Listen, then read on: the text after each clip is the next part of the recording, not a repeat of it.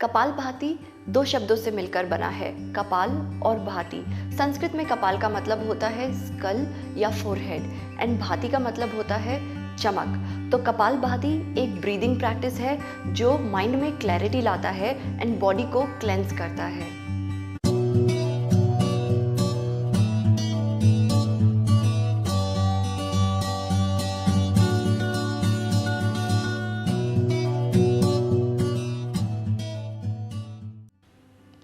Hello everyone, welcome to योग बेला। I am प्रीति। आज हम जानेंगे कपालभाति के फायदे, उसको करने की सही टेक्निक, किसको करना चाहिए किसको नहीं करना चाहिए, कब करना चाहिए कब नहीं करना चाहिए। तो हम स्टार्ट करेंगे इसके बेनिफिट से। इसके बहुत सारे फायदे होते हैं। सबसे पहला बेनिफिट है, ये हमें सुस्ती और आलस से दूर रखता है।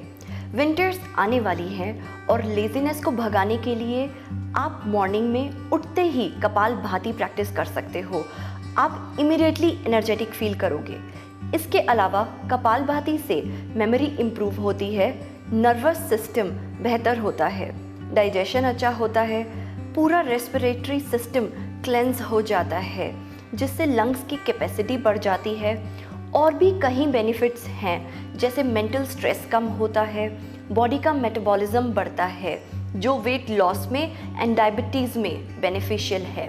इसके अलावा ब्लड प्योरीफाई करके चेहरे पर चमक लाता है। मैंने आपको बताया था कपालभाति बॉडी एंड माइंड को क्लेंस करता है।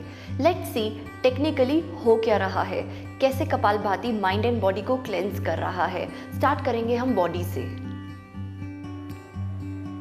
हमारी normal breath shallow and short होती है, जिससे कार्बन डाइऑक्साइड जो कि टॉक्सिक गैस है लंग्स में एक्यूमुलेट होती रहती है। कपालभाति में एक्सलेशंस एक्टिव एंड डीप होते हैं, जिससे हमारी लंग्स में से कार्बन डाइऑक्साइड बेटर तरीके से निकल जाती है एंड इनडायरेक्टली हमारी बॉडी से टॉक्सिन्स। अब देखते हैं कपालभाति माइंड को कैसे क्लेंस करता है।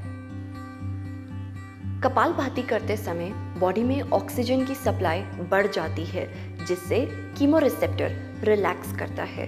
कीमोरिसेप्टर जो कि ब्रेन का एक स्पेशल सेल है, जिसका काम होता है ब्रेथ को कंट्रोल करके बॉडी में कार्बन डाइऑक्साइड एंड ऑक्सीजन का अमाउंट मेंटेन करना।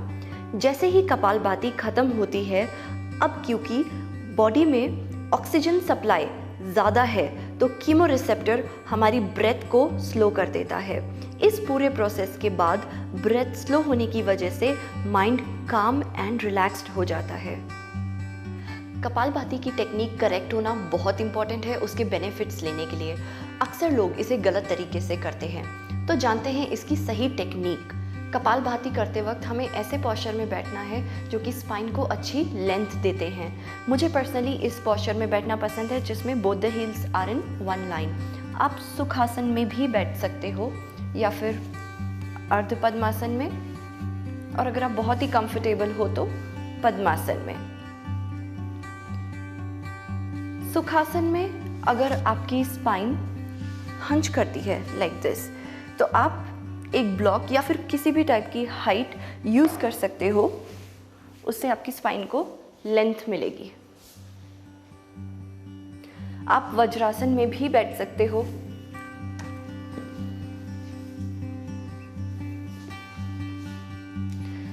जब आप वज्रासन में बैठ रहे हो, अगर आपके हील्स और हिप्स के बीच में स्पेस है तो आप कुशन यूज़ कर सकते हो, बट मेक श्योर कि आपकी स्पाइन में एक अच्छी लेंथ होनी चाहिए। और अगर आपके एंकल्स बहुत हर्ट करते हैं तो आप कुशन को ऐसे यूज कर सकते हो। Make sure that you sit erect, spine uplifted, shoulders completely relaxed. You can keep your hands in chin mudra, joining the tip of the thumb to the tip of index finger, back of the hand resting on your knees, keeping your chin parallel to the floor, head aligned with your spine. Gently close your eyes. Your facial muscles completely relaxed. एक गहरी सांस से start करना है। एक्सलेशंस active होंगे and आपका सारा focus भी एक्सलेशंस पर ही होगा। इनहेलेशंस पैसिव होंगे। अब्डोमिनल मूवमेंट को चेक करने के लिए आप एक हाथ अपने एब्डोमेन पर रख सकते हो। एवरी टाइम जब आप सांस छोड़ोगे तो अब्डोमिनल मसल्स पुल होंगी एंड एक्टिवली कॉन्ट्रैक्ट करेंगी। चेस्ट में कोई मूवमेंट नहीं है। एक्सलेशंस एक रिदम में होने चाहिए। आप अपनी प्रैक्टिस स्टार्ट कर सकते हैं विद 20 एक्सपल्शंस एक राउंड में, धीरे धीरे 40 to 50 एक्सपल्शंस एंड देन 80 to 100 तक जा सकते हो।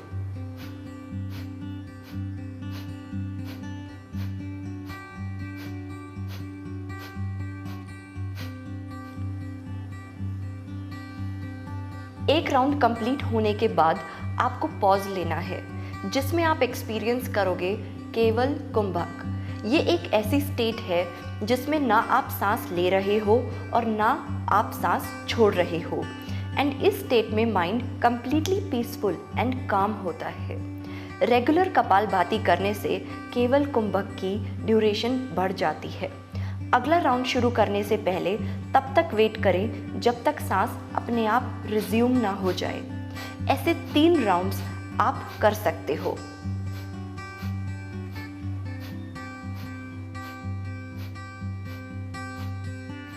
अगर ये टेक्निक कपालभाति की आपको नहीं समझ में आई एंड आपसे नहीं हो रहा तो मैं आपको एक ट्रिक बताती हूँ। अज्यूम करो आपके सामने एक कैंडल है जलती हुई और आपको उसे फूंक मारकर बुझाना है।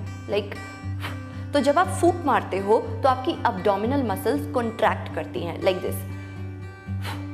सो आपको ये मूवमेंट बार बार करना है